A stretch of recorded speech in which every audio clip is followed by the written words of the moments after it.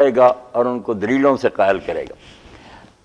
اب جب لوگ ایمان لے آئیں، بات مان لیں، ان کے دماغ میں بات آ جائے کہ جو کوئی یہ کہہ رہے ہیں یار مدلل بات ہے، اس کے بعد پھر ضرورت پڑتی ہے لاحہ عمل کی کہ کریں کہ کیا کریں، زندگی اب کس طرح گزاریں، کن چیزوں سے بچیں، کیا کام کریں۔ شریعت کہہ رہے ہیں اس کو قانون کہہ رہے ہیں۔ قرآن مجید میں آپ کتاب کو بھی دیکھیں گے، کئی جگہ کوتب علیکم کتاب کتاب، اور کبھی اللہ تعالیٰ فرماتا تم پر روزے لکھ دیے گئے، تو کتاب کا ایک معنی شریعت اور قانون بھی ہے۔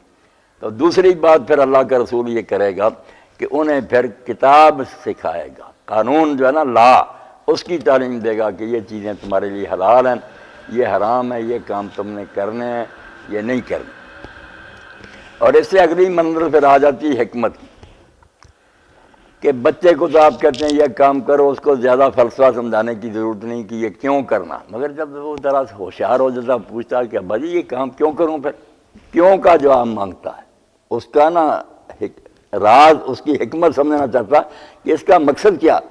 اس کے لیے پھر اللہ کا رسول صرف شریعت نہیں سکھاتا، اس کے ساتھ ساتھ اس کے اسرار بھی سمجھاتا ہے۔ نماز ہے نا، اس کے لیے صرف یہ نہیں کہہ دیا کہ رکوع سجدے کرو، باقاعدہ سمجھایا کہ نماز سے ہوتا کیا ہے، ان الصلاۃ تنہی عن الفحشاء والمنکر، باقاعدگی سے نماز ادا کرے تو پھر بے حیائی اور برائیوں سے یہ روک لیتی ہے۔ اس کو پاک رکھنے کے لیے یہ ہتھیار بہت ضروری ہے، پابندی سے اس کو ادا کرتا رہے۔ اور یہی بات اللہ کے رسول علیہ السلام نے فرمائی کہ کسی کے دروازے پر اگر دریا بہہ رہا اور 5 مرتبہ اس میں مل مل کر نہائے تو محض رہے گا؟ لوگوں نے کہا نہیں، فرمایا یہی حال 5 نمازوں کا۔ زکوٰۃ کے بارے میں کہا کہ زکوٰۃ اور عشر وغیرہ جو مقرر کیے ہیں، لِكَيْ لَا يَكُونَ دُولَةً بَيْنَ الْأَغْنِيَاءِ مِنكُمْ، اس کا راز بھی سمجھا دیا کہ اللہ نہیں چاہتا کہ دولت صرف امیروں میں گھومتی رہے، باقی ساری مخلوق بھوکی مرتی رہے۔ وہ کہتا تمہاری ضرورت سے زیادہ جو تمہارے حوالے ہوا نا، یہ تم ایجنسی ہو، صرف ایجنٹ ہو کہ اپنے ہاتھ سے آگے پہنچا دو، تمہیں اجر ملے گا۔ اور اگر تم اس کو روک گئے نا، غریب تو بھوکے مریں گے، مگر ایک وقت آئے گا کہ یہ تمہارے لیے بھی دولت و بھار ہو جائے گی۔ اگر وہ اٹھ کھڑے ہوئے تمہارے مکانوں کو آگ لگا دیں گے، تمہارے بچوں کو قتل کریں گے، تمہاری بیٹیوں کی، اور ایسے ہی انقلاب آئے دنیا میں، غریبوں نے تانگ آ کر ان کا بیڑا غرق کیا اور بری حالت تک یہ پہنچے۔ اور علامہ اقبال رحمۃ اللہ نے بڑا اچھا یہ نقطہ بیان کیا کہ یہ غریبی جو ہم دنیا میں دیکھ رہے ہیں، اس کی وجہ کیا؟ زیر گردوں فقر و مسکینی چراغ، یہ آسمان کے نیچے غریب اور مسکین کیوں دھکے کھا رہے ہیں؟ زاں کے ازہ قصد نی گوئی نماز، صرف ایک ہی خرابی ہو گئی کہ جو مال اللہ کا تھا تم کہنے لگے یہ میرا ہے، میرا کیا کہ تم نے اس پر قبضہ کر لیا۔ اگر سمجھتے کہ اللہ کا ہے، تمہارے ہاتھ میں صرف امانت ہے، اگر تمہیں زیادہ عقل اور موقع دے دیے نا، اس کی مہربانی سے آزمائش سی تمہارے ہاتھ میں آیا تھا، آگے پہنچاتے ثواب کے مستحق ہوتے۔ تو مطلب بھی ہر شے جو دین نے بتائی اس کی وجہ سمجھا دی۔ ایسے حکمت سمجھانے کا نتیجہ پھر اجتہاد ہے کہ دین ہمیشہ کے لیے، اگر صرف اتنی بات ہے حکم، اس کا راز نہ سمجھایا جائے تو قانون سے آگے کئی سوال پیدا ہوں گے، ان کا حل نہیں ہو سکتا۔ اب کئی چیزیں نئی نکل آئیں جو رسول اللہ کے زمانے میں نہیں تھیں، اس کو کیسے حل کریں؟ وہ حکمت ہی جو نا دین کی رمزیں سمجھا دی گئیں، اس کا فلسفہ، اس سے پھر علماء اور مجتہد سمجھ جاتے ہیں کہ اصل قانون کا منشا یہ ہے۔ وہ جس شکل میں بھی پورا ہوتا ہے قیامت تک۔ شراب کو حرام کیا گیا، وجہ سمجھا دی گئی کہ عقل پر پردہ پڑ جاتا۔ اب قرآن مجید میں تو لفظ خمر ہی ہے، اسی لیے امام ابو حنیفہ رحمۃ اللہ علیہ کے خیال میں سوائے انگوری شراب کے باقی جو ہے نا شرابیں، انہوں نے کہا کہ اگر نشے کی حد سے کم پیے، کھجور سے بنی ہو، انگور سے بنی ہو، تو وہ حرام نہیں، صرف جب بے ہوش ہوگا تو پھر حرام۔ وہ عرق ہے، ان کو عربی میں خمر نہیں کہتے، خمر اصل عربی زبان میں صرف جو شیرہ ہے نا انگور کا نچوڑا ہوا، وہ جوش مار دے اور جھاگ چھوڑے، اس کو کہتے۔ اب بات زبان کے لحاظ سے ان کی سچی ہے۔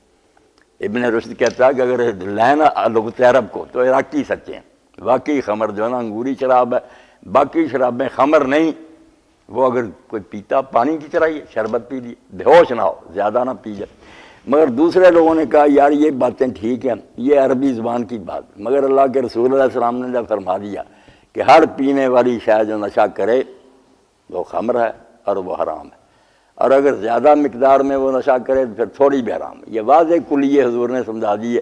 اس سے پتہ چل گیا کہ جس شے میں بھی نشہ ہوگا نا، خواہ وہ کتنی نئی نکالتے جائیں لوگ، اس کے اندر آ جائیں گے، وہ سارے خمر کے حکم میں، کیونکہ اصل وجہ جو ہے شراب کی حرمت وہ بے ہوشی ہے کہ اس کی عقل نہیں ٹھکانے رہتی، پھر غلط کام ہوتے ہیں۔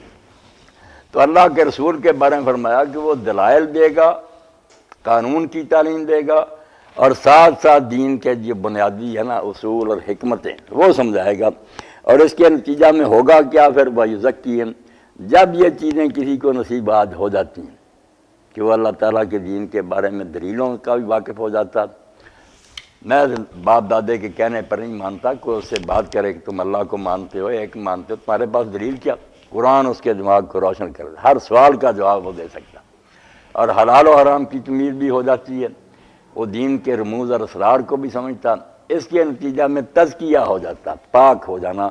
تزکیہ بے کہ اس طرح مما بن گئی، ہمارے یہ صوفی حضرات نے کہا کہ بس خانقاہوں میں کوئی ایسا سسٹم ہے، وہاں جا کر کوئی ورزشیں کرنی پڑنی نہیں، اسی دنیا میں رہتے ہوئے یہیں کام دھندوں میں لگے ہوتے ہر شخص شائستہ اور ستھری زندگی گزارے کہ برائیوں سے بچتا رہے، اچھے اخلاق اور آداب اس میں ہوں، تو وہ مزکہ بالکل تزکیہ اس کا ہو چکا، کہیں اس کو جانے کی ضرورت نہیں۔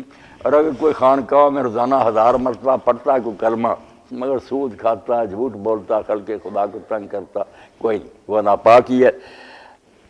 تو فرمایا ایسا رسول اللہ ان میں بھیجنا، یہ ابراہیم علیہ السلام کی دعا تھی، اللہ نے وہ رسول بھیج دیا، انہوں نے اپنا کام کر دیا اور ہمارے حوالے یہ دین کر دیا۔ اب ہماری ذمہ داری ہے کہ ہم اس دین کو باقی دنیا تک پہنچائیں۔